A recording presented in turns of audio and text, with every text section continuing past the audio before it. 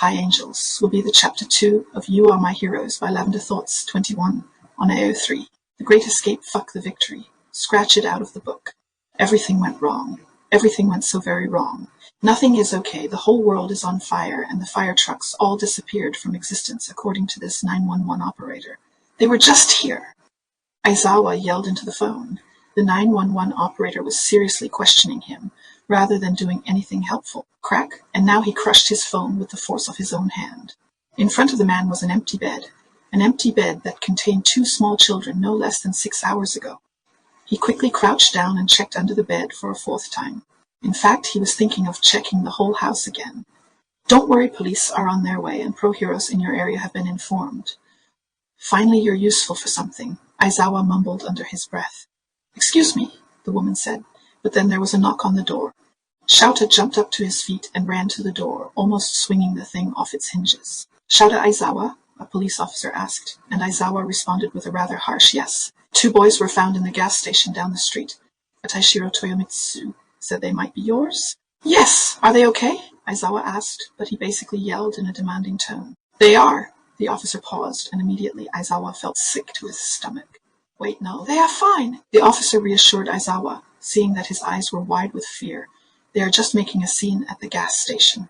They weren't happy when they were caught stealing. Enough was said between the 2, and Aizawa demanded he be taken to the kids as soon as possible. They were probably with another officer, but the fact that they got away from Aizawa in the first place made the man nervous. They weren't even in the car for a minute. The gas station they were at was at the end of Aizawa Street, and could hardly be called that. It was more of a corner store with 1 gas pump in the front. That didn't matter, though. What did matter was that he saw familiar blonde and green splotches on the other side of the frosted glass. The police car didn't even come to a stop when Aizawa opened the car door and jumped out. Whoa, slow down, they're fine, Taishiro said as Aizawa almost bumped into the slow-opening automatic doors. Katsuki! Izuku! Aizawa exclaimed the boys' names, which made them both flinch in surprise. I'm sorry, I won't do it again, I promise. Izuku cried out, tears falling from his eyes as he tugged his own hair harshly. Bakugo also had watery eyes, but held a straight face looking hard at the floor. Instead of crying, Bakugo took to biting his thumb, clearly knowing they did something wrong. I'm so sorry, I won't do it ever again. Izuku had reached a breaking point. Aizawa's sudden appearance and knowledge of their bad doing was sending him over the edge. Thankfully, the boy had stopped pulling his hair, but now his hands were flapping violently at his sides while he jumped up and down, occasionally slapping hard against his chest. Izuku, you are okay, baby. Calm down. Aizawa tried to reassure the boy through his words, even kneeling down to his level. The boy wasn't having it. If this was any other child, he would have given him a hug to make him feel safe. But he didn't know if that would be the straw that broke him. I did a bad thing, I'm sorry. Izuku hiccuped at the last word, and that was it.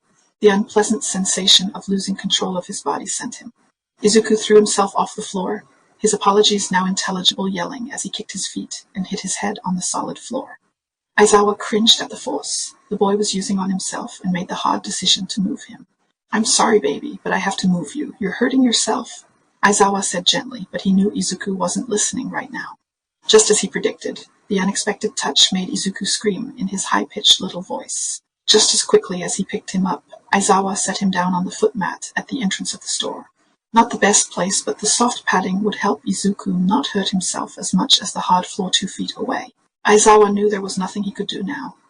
Izuku couldn't hear him, and anything he could do would make him spiral even more. Izuku needed to be left alone. Instead, he focused his attention on Katsuki, who had his hearing aids in his palms and was tracing them with his fingers. Izuku was too loud for him right now. But besides that, he notched the collar on Bakugo's shirt was slightly darker. It was wet, but before Aizawa could question it, Bakugo lifted his shirt to his mouth, chewing on the fabric. Taishiro was patiently sitting next to the small blonde kid, who was tiny compared to the big man. Despite not knowing Katsuki's situation, Taishiro didn't touch Bakugo, and instead let the boy run his fingers on the zipper of his jacket, the texture clearly taking away his mind from the trouble he caused. You found them? Aizawa asked as he sat down on the other side of Katsuki, who was completely ignoring him. The store opens at 6, so I came in for some before breakfast snacks. That's when I found them shoving single packets of deserts in their clothes. Taishiro told him, and sure enough, there was a Twinkie in both Katsuki's pockets. I thought you left already. When did you get these 2? Taishiro looked hurt for a second, and Aizawa couldn't blame him. After all the fuss he gave him about missing his husband, and the strict instructions on babysitting his cat for a couple of months. This happens. They arrived last night, an hour after my flight was scheduled, Aizawa sighed. Don't tell me Tsukauchi? Taishiro questioned, and Aizawa just nodded. Only man capable of making you stay. No, not him. Aizawa looked at Katsuki, who was stintly touching the zipper of the sweater, and back to Izuku, who was nowhere near calming down. The same police officer from earlier came into the store, carefully stepping over Izuku. Katsuki saw the new shadow and quickly looked at the officer. Bakugu's eyes opened wide, and he quickly put his hearing aids back on, cringing at Izuku's cries. Aizawa noticed the strange behavior towards the officer, and immediately thought the worst. Did they not treat them kindly yesterday? What happened before a social worker showed up? Before the officer could even speak, Katsuki ran past the officer, his little feet scampering towards Izuku. That's when Aizawa heard it. Bakugu's first words since he got here. Dideku, quiet hands. Katsuki shouted loud enough so that Izuku could hear him, his first word a stutter. Instantly, Izuku went still, and his head stopped hitting the floor along with his hands and feet. Katsuki reached out his hand for the boy to grab, and Izuku did. Bakugu helped Izuku to his feet, and walked to Aizawa, the green one, mumbling under his breath. What is that, darling? Aizawa asked, and Izuku repeated himself louder. Quiet hands, Izuku replied clearly, but his body was shaking aggressively, and it looked like his fist was too tight. The hand holding Katsuki's looked pale with the force he was using on it. Although Izuku didn't look him in the eyes, he could feel the fear radiating off him. Even Bakugu, the normally calm one, was shuddering soft whimpers to match Izuku's. Katsuki pulled Izuku more away from the officer and behind Aizawa, surprising the man by holding onto his black pants. Katsuki looked into Aizawa's eyes, and even though it held no emotion, Aizawa knew instantly what Bakugu was asking. They aren't taking you away from me, sweetheart, Aizawa reassured the boy, and the boy nodded, looking away, and instead glaring at the officer. Isn't that right? Aizawa asked the officer in a more aggressive tone, and the officer stiffened at the sudden hostility. No, you're all good. I'm just going to write this down as an accident, since there's a record of your call to 911. But I do have to inform your boss about this, the officer said, and Aizawa nodded. That was reasonable, but it still made his heart heavy. Never in his life had he lost a child. Izuku was oddly quiet on the short walk home, holding on to both Katsuki and Aizawa's hands. The boy's hand was still shaking. Correction. The boy's whole body was still violently shuddering. Aizawa hoped that the boy would calm down once he reached home, but once past the doors, he was still shuddering. Quickly Aizawa locked the door and even used the security chain at the very top, something he never used. He made a mental note to close the one in the back door before leaving the kids alone. Quiet hands, Izuku muttered to Bakugu, and the blonde nodded. Izuku, what do quiet hands mean? Aizawa asked, and the blonde looked him in the eye with a bewildered look in his eyes, probably questioning if I'm stupid in his mind. Aizawa figured. No move or cry, or you gon' hit me, Izuku said in a whisper, but Aizawa heard it as clear as day. Instantly Bakugu grabbed Izuku's hand and yanked the small boy behind him. Izuku fell backward on his butt and closed his eyes in fear, cowering behind Katsuki. Bakugu, on the other hand, held up his palms in defense and held a foot back for support. It was clear to Aizawa that was meant for catching punches. But why the sudden reaction? Bakugu's eyes flickered between fear and anger as he looked at Aizawa, and that's when the man realized his lip was curled up in disgust. That was it. He looked scary because he was angry. Not at the boys, but rather at whoever traumatized them to react that way.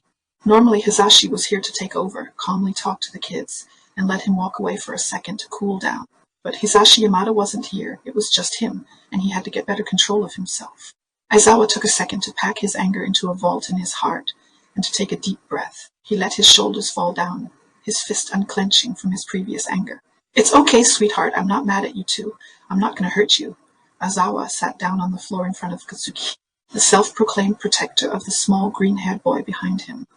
I'm sorry I scared you, Aizawa said in his soft voice, and Katsuki huffed, letting down his defensive pose. Midoriya still kept to the floor, muttering the phrase quiet hands over and over again. No, Izuku, no quiet hands. Do what your body needs. Izuku looked at Katsuki, and Aizawa saw that he made eye contact with the blonde. Was it trust? Bakugu just nodded with the confidence that Aizawa wouldn't hurt them. Midoriya instantly broke down crying, rocking himself back and forth while hugging himself on the floor. This is what he needed, and Aizawa respected that. He understood him. Katsuki sat next to Izuku, pulling a Twinkie out of his pocket and gently sliding it next to the crying boy. It was obvious he was the only one who stole anything from the store, Izuku didn't have the heart to steal for himself. Bakugu, why did you steal from the store? Aizawa asked, but Katsuki didn't answer. I know you can talk, Aizawa said slowly, since he didn't know the extent of the boy's speech. Hungry, the boy said simply. You could have just asked me. I would have fed you. Aizawa told the boy, and he instantly looked up to his eyes. His eyes are wide with bewilderment, for the second time in the last hour. And it took everything in Aizawa not to let anger rise to his eyes again.